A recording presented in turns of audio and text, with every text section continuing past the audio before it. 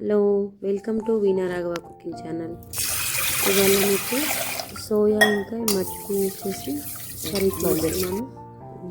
ఈ కర్రీ చాలా మంచిది హెల్త్కి. ఒకసారి ఈ విధంగా ట్రై చేసి చూడండి.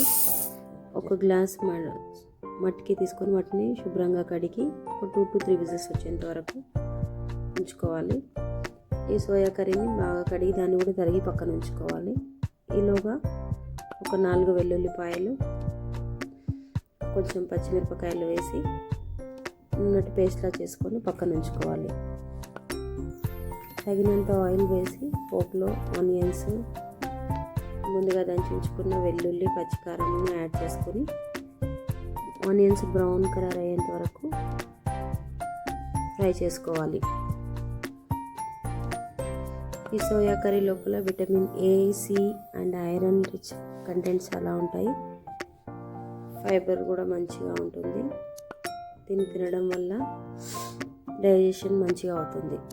ఇలా మెత్తగా ఉడికినాక మట్టికిలని వాటిని ఈ దూరగా వేగిన ఆనియన్స్లోకి యాడ్ చేసుకోవాలి. ఇప్పుడు తగినంత సాల్ట్ వేసి ఒక 5 నిమిషాల్లో మూత ఉంచి ఉడకనివ్వాలి.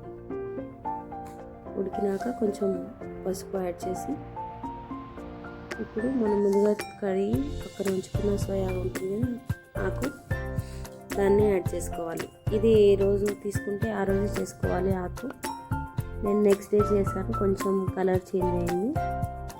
ఒకవేళ అప్పుడే చేసుకుంటే ఫ్రెష్గా ఉంటుంది, చాలా బాగుంటుంది. వీటిని జొన్న రొట్టె, చపాతీ, రైస్ దేంట్లోకైనా బాగుంటుంది. ఒకసారి ఈ విధంగా ట్రై చేసి చూడండి. Thank you for watching my channel. Please do subscribe and share with your friends and family.